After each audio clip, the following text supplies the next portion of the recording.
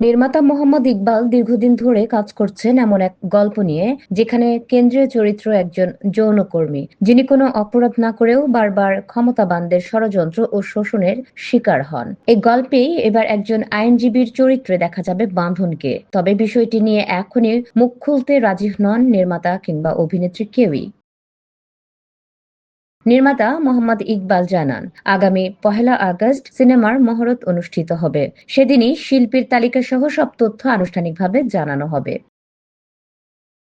যোগাযোগ করা হলে বাঁধনও কিছু বলতে রাজি হননি, তবে জানান আনুষ্ঠানিক ঘোষণার পরে সিনেমা নিয়ে বিস্তারিত কথা বলবেন তিনি।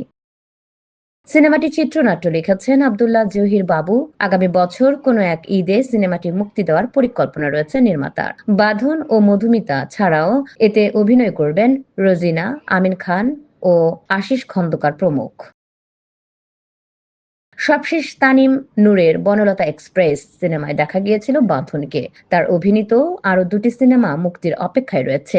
রেজওয়ান শাহরিয়ার সুমিত পরিচালিত মাস্টার, যা এবছর রটারডাম আন্তর্জাতিক চলচ্চিত্র উৎসবে সেরা ছবির স্বীকৃতি পেয়েছে, এবং রুবাইয়াত হোসেন পরিচালিত দ্য ডিফিকাল্ট ব্রাইড, যা এবছর ভেনিস চলচ্চিত্র উৎসবে জায়গা করে নিয়েছে। এটিভি ইউএসএ বিনোদন ডেস্ক। এটিভি ইউএসএ, বিশ্বজুড়ে বাঙালিয়ানা।